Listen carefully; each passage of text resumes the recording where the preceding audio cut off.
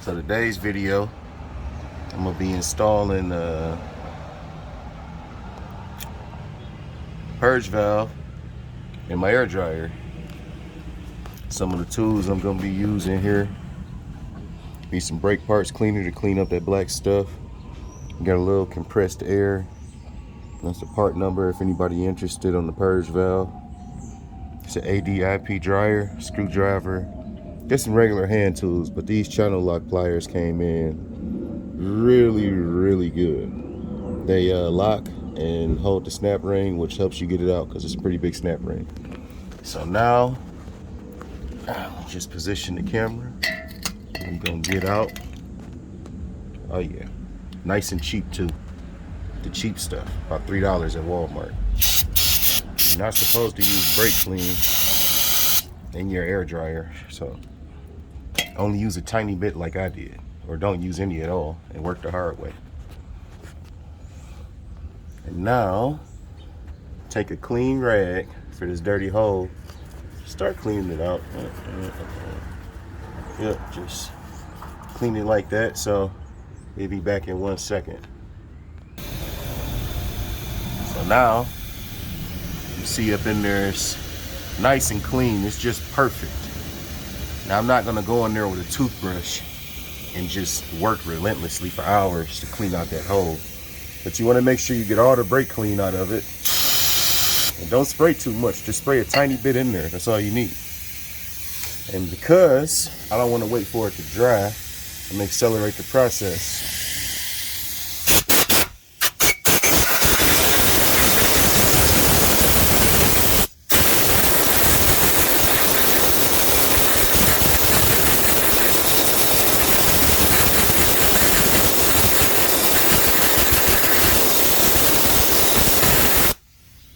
Alright, so after you get everything nice and dried out and clean,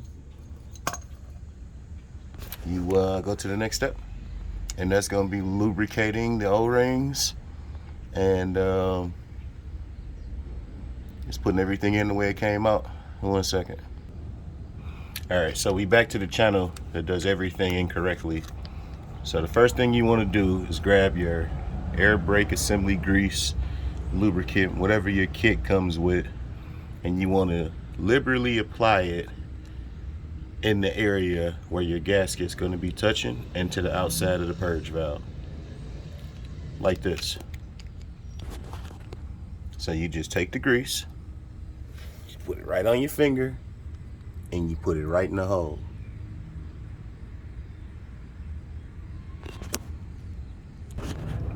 And you want to be real careful and make sure that this is really lubricated very well, and rub that grease into that metal where that O-ring seats and where the seat clamps sit, where the snap ring sits, and rub it in really well, nice and gently, just like this. Make sure it's lubed up good. You see that? More is better. Don't be cheap. Alright, so we back once again. You want to make sure that you put a lot of this here Vaseline all over this purge valve before you install it. You don't want to go putting it in dry and then tearing the rubber around the seal there. You don't want to tear it when you stick it in. You want to make sure it's lubricated very graciously, because they give you quite a bit of it. So don't be trying to use this to make breakfast with. You gotta use it for the purge valve. Get it good and greasy. Some people would say I should have done a better job greasing. I would invite those people to come down here and do it themselves. And get that hole there very nice and greasy like. And make sure you rub that Vaseline into that metal really good. It's gonna appreciate that later on. Oh yeah. Oh yeah. So we got a lot of it on there. So the next thing you get with the kit is gonna be this little, it's got a little crack in it. Focus. Little crack in it. One side's kind of like a top, and the other side is gonna basically sit right over here. So what we want to do is keep this clean, and don't go installing this outside or, you know, not in a shop type of an environment. You want to be the cleanest area possible when you're working on your air brake system. And this is an educational video. Maybe you're on the side of the road, you're trying to get back going, and you stumble across this video. So now you got the camera position. We're gonna go ahead and stick this installation ring right up in the hole until it stays. Now she's in there. You see that? You just push it in there. No, that lubricant y'all were talking about is holding it in. So now we're gonna go ahead and get the purge valve. Now they say you're supposed to open it and put it in immediately. Don't leave it sitting around outside, not in a shop environment with dust and debris and COVID can get all over it. You're supposed to put this in right away and in a hurry. So let's go ahead and put this in. Now they say you just line the hole up and you just push it in. Yeah, let's see. Wiggle, wiggle, wiggle. Up.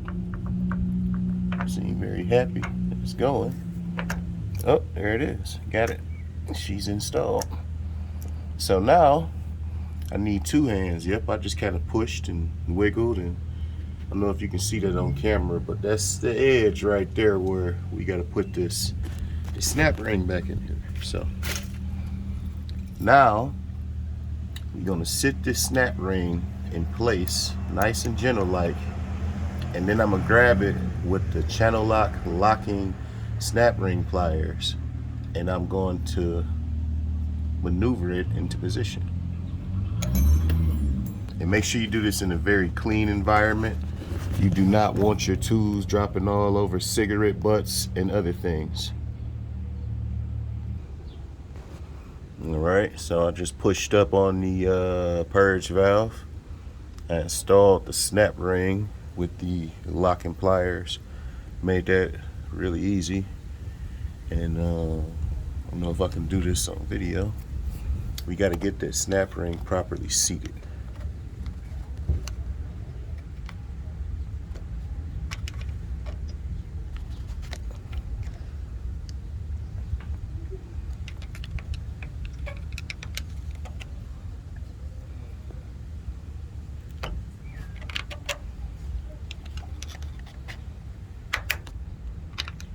See that snap ring moving? Make sure it's properly seated in its entirety. And I am filming upside down, so if it's not the best video quality, sue me. So we got that installed, and she's turning freely, not seized up, and she's ready to go for a test drive. All right, y'all, thanks a lot. Catch y'all later.